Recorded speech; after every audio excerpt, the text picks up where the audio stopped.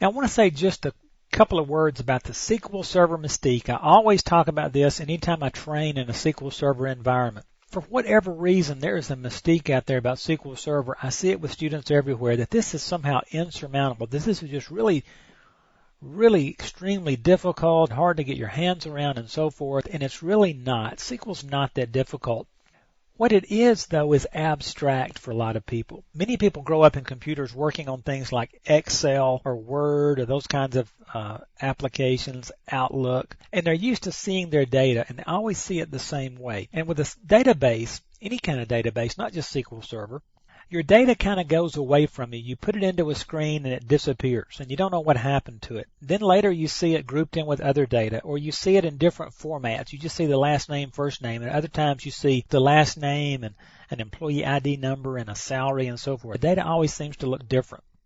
So once you get your hands around tables and storing the data, a lot of that mystery will go away. Now, do understand there is an awful lot to learn here. But the best way to eat an elephant, as they say, one bite at a time. So take SQL Server in little bites. Once little part starts to make sense, add to that. Okay, don't worry about learning it all at once. Experience is required. There's an old adage out there, the second database you design will be better than the first one, and the third one will be better than the second one. So you see the pattern here, right? The longer you're around this technology, the better you will get. Find a place, jump in, make some mistakes. It's the best thing you can do. If you're fortunate enough to work in an apprentice-type situation for a company, that's the best route to go. But you do need experience. Just get out there and get it. Just don't jump over your head too fast. There's almost anything you touch nowadays in IT world is going to require some sort of database experience. Learn what you can, get your hands, get your brains around it, then go jump in. You will get better over time. Probably the biggest issue with SQL Server that I always tell my students is you are going to accept a tremendous responsibility. Companies are going to be entrusting you to handle their data.